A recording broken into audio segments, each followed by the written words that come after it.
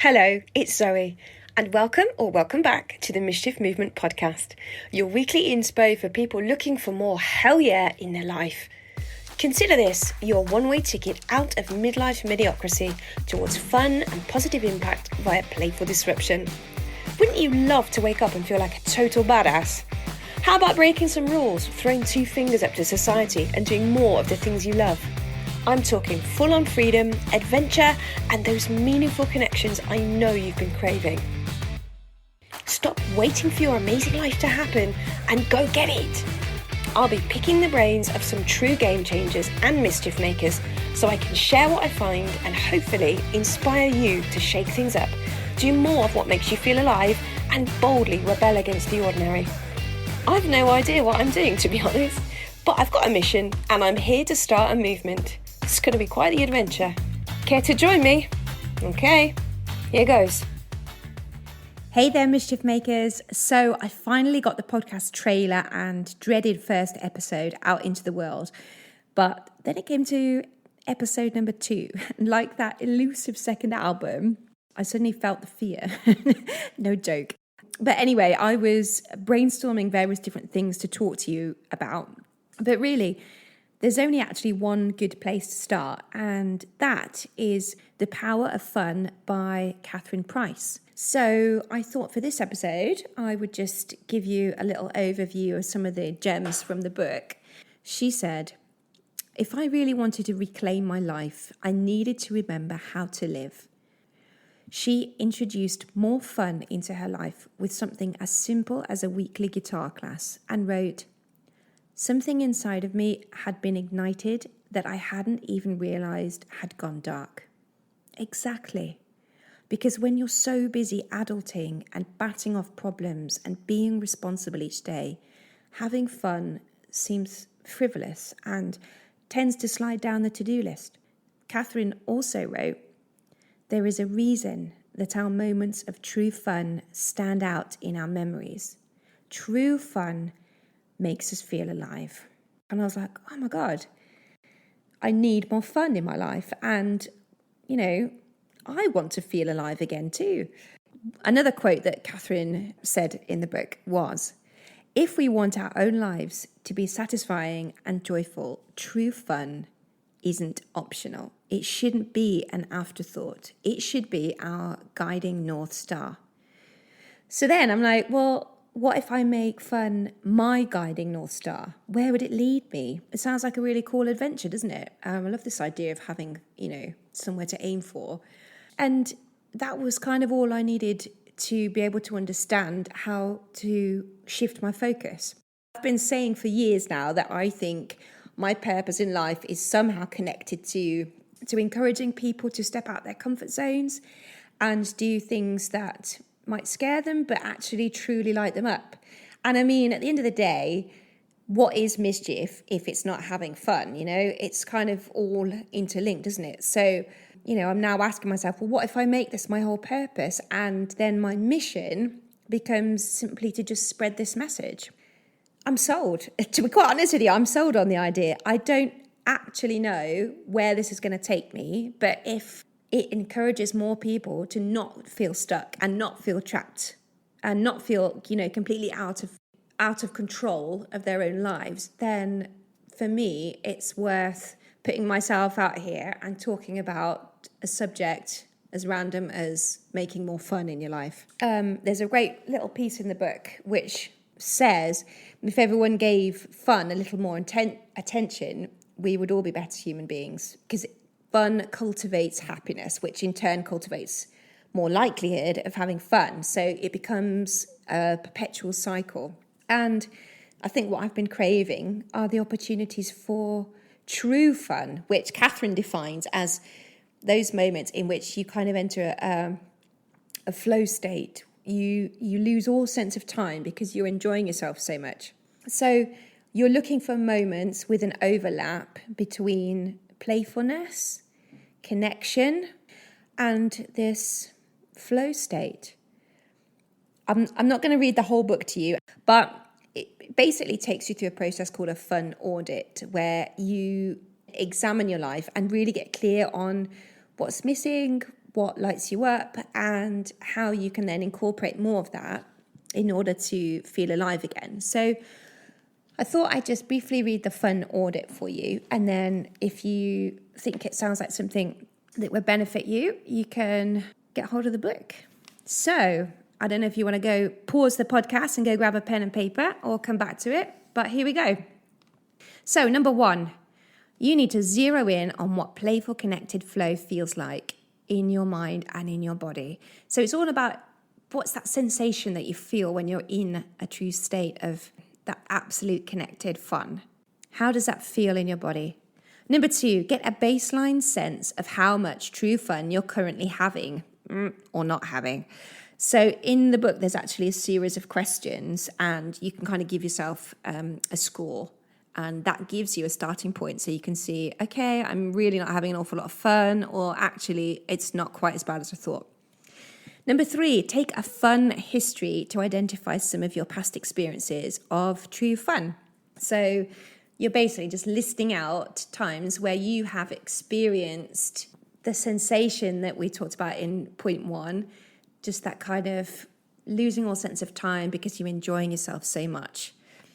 Number 4, start a fun times journal to track playfulness, connection, and flow in the moments when they happen.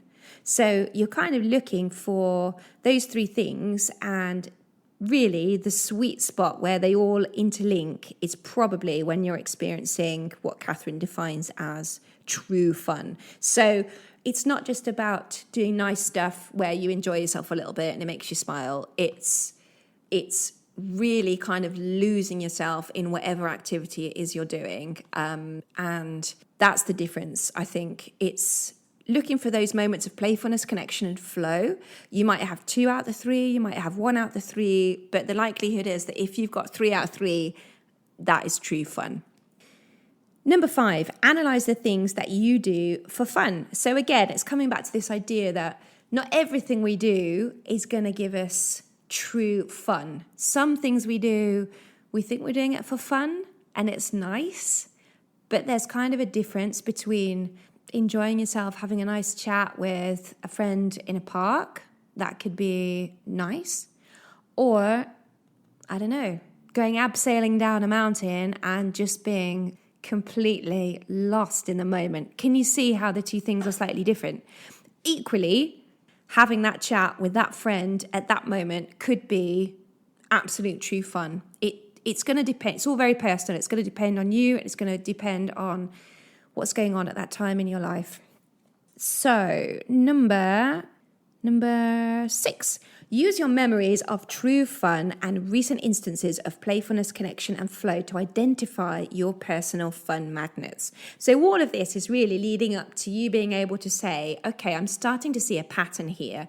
The times where I experience the most fun are when I'm traveling, or it's when I'm with my kids, or it's when I'm with this particular person. And then number 7, you kind of delve a little bit deeper. You analyze your magnets to figure out your fun factors. That is the characteristics that create this magnetism. So, for example, if you've said travel is a big part of you experiencing true fun, you kind of look at that and go, well, why is that so much fun?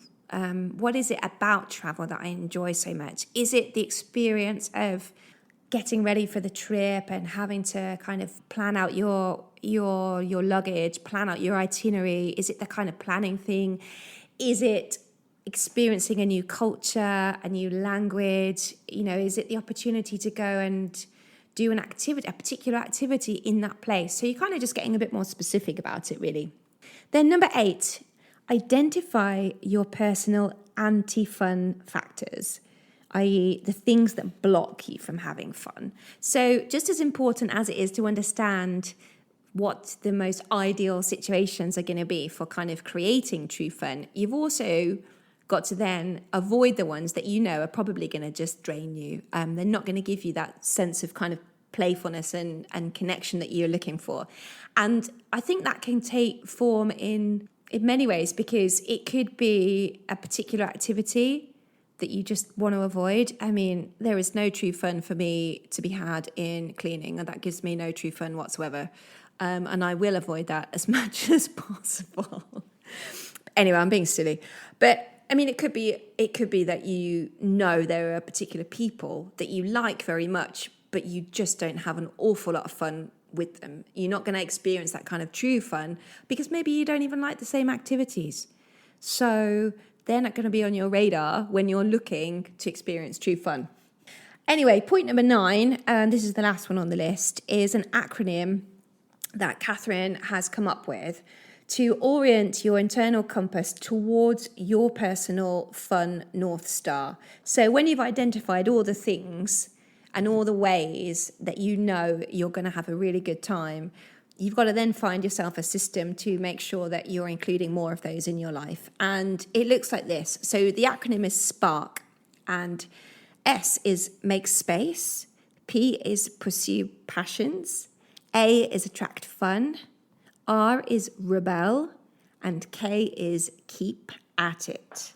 And the whole process should just feel like play. So, it sounds like we're making a really rigid plan here, but in actual fact, it's quite fun to do. And it was really fun to think about some of my best memories as well. One of them that came up for me, which was just a bit random, was when it was looking at the kind of the fun history, and a standout moment was a hen do that I went to a few years back, and It's a Knockout. So I don't know if you remember or you're aware of the TV show that used to be on. It's all like these stupid team games, carrying water in receptacles with holes in, and running on kind of like inflatable bouncy castle type surfaces. And it was just like silly team games, really. We spent all day doing it, and it was just absolutely brilliant. The main takeaway from having read this book is really like many things that you want to do more of, you've just got to get a bit intentional about it. And I realise now that I personally have been guilty of just kind of waiting around, expecting fun stuff to just land in my lap. And my partner also, he doesn't like planning anything. So I found that was a really bad combination and a surefire way to barely leave my house at some points. But once I started examining which things and people truly bring me joy, and I got intentional about including more of them, then naturally I was creating new opportunities for fun and making more effort with the people that I really wanted to hang out with.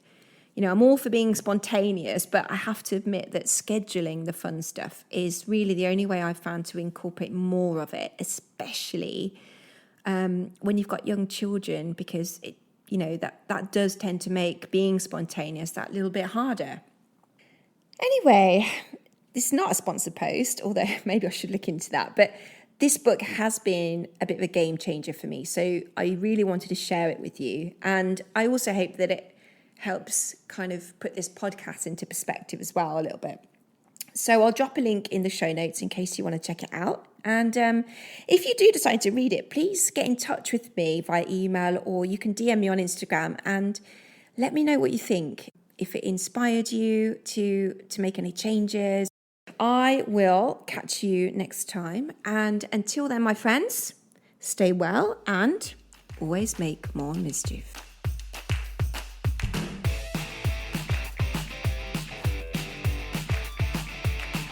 Oh my goodness, you made it to the end. You deserve a frigging medal for that. Thank you so much for listening to the podcast today. I'd love to hear what you think, so let's connect either on Instagram at Mischief and Hyde or by signing up to my newsletter at zoegreenhalf.com. If you did enjoy this podcast, please consider telling a friend or leaving me a review wherever you download your episodes, which will help my mission to inspire and empower more people like you to choose mischief over mediocre. Ciao!